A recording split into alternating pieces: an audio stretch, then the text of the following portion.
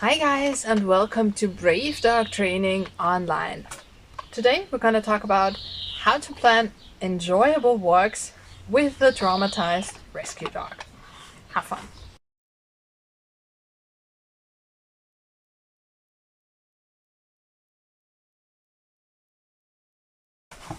With traumatized dogs, we always have to ask first what the dog is afraid of. So, if we have a dog who is already freaking out when we try to attach a leash, we cannot start with walking and planning our walks. We need to work on putting a leash on first and getting the dog to participate in that, to not be afraid of it, to not be afraid of us. And then we can go from there. We can see if walking outside is okay, walking on a leash in general is okay, walking in the garden is okay, walking towards the garden door is okay, walking towards the open garden door is okay, walking outside. And if that all is fine with our dog, and with fine I mean the dog is walking relaxed and no signs of fear, not tail tucked and just shutting off everything, but actually being in a relaxed state, then we can start planning our walks. And when I do that, I like to differentiate between training walks and relaxing walks. The relaxation walks are really the most important part because they give our dogs the basis.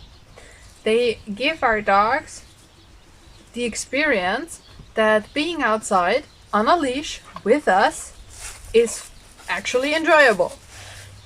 So what we need for that is an area and a time where we don't meet anything scary.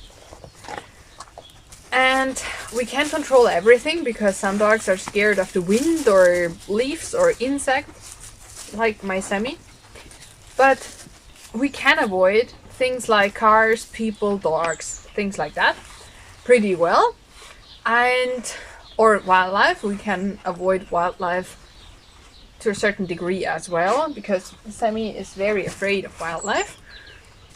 But we need to avoid the things our dogs are really scared of on relaxing walks, because we need to plant the experience of having a good time with us outside first. And if we manage to get that into our dog's minds, we have it a lot more easy to start training after that. And what I like doing on those walks is things like this. So things that train the dog's coordination and balance and give them a better body awareness. Why? Because a good body awareness helps confidence. And I want my dog to get confident, alright? And I can do these things outside as well. It always depends on what I find on my walks, but something is there always. So we have to get a little bit creative. We can even use our own body, our own legs, for example, to let the dog walk over it, depending, of course, if the dog is scared of us. And we can also build in islands for games, for relaxation, for watching stuff, for exercises, for whatever we want to do. Okay?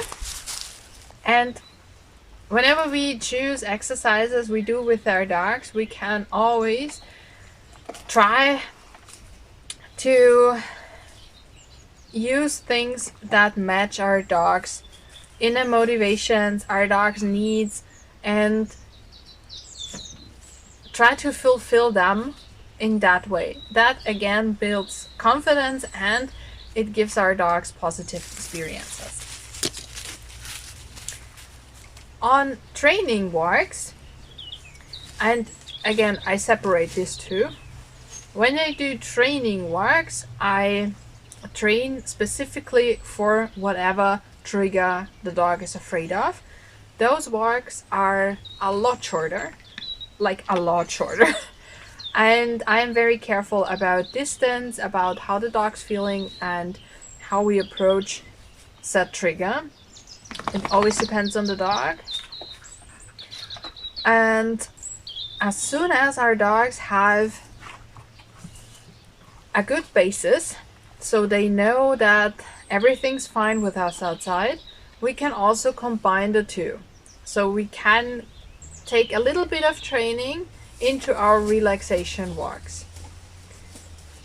Always keeping in mind that this section of the walk should be very short and it should never overwhelm the dog.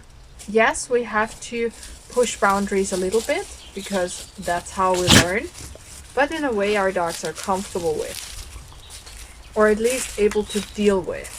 Okay?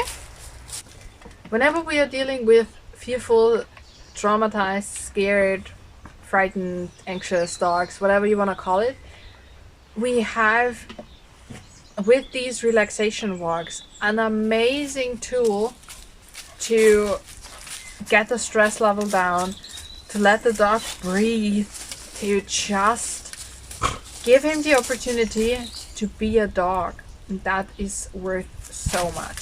It's a real game changer. It's what makes us able to teach the dog anything. And I would always recommend doing enough of these. And if you need help with creating such a walk, or determining if your dog even needs it, or how much you can do with your dog, or how to get a foot in the door, go to the description, book a free call. We see how I can help, and together help a fearful dog get more confident. Because a life in fear is not a high quality life, and we want high quality lives for our dog. Enjoy your time together. Until next time. Bye.